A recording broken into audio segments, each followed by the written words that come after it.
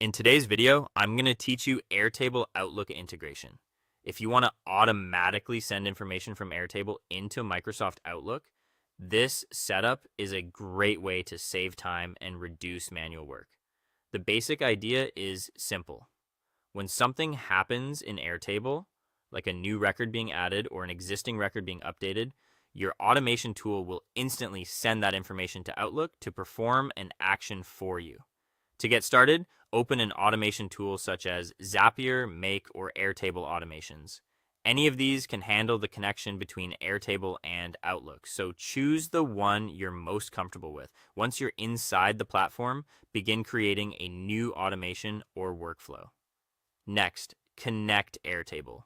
You'll need to select the specific Airtable base and the table you want this automation to watch. This is important because the workflow needs to know exactly where your data is coming from. Before moving on, it's a good idea to confirm that your table is organized clearly and that the fields you want to use are already set up properly. After that, choose your trigger. This is the event in Airtable that will start the automation.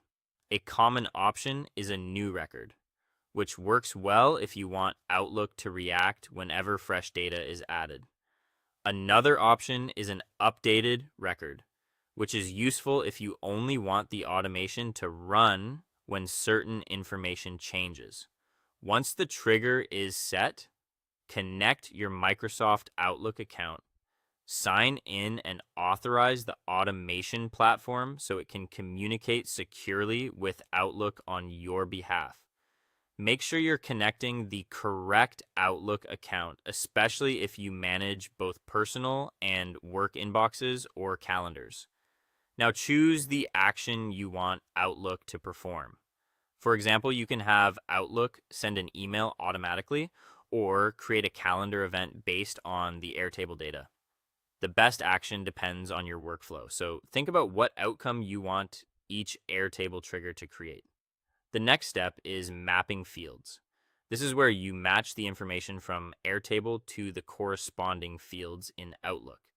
If you're sending an email, you might map a contact field into the recipient area, a title field into the subject line, and notes into the email body.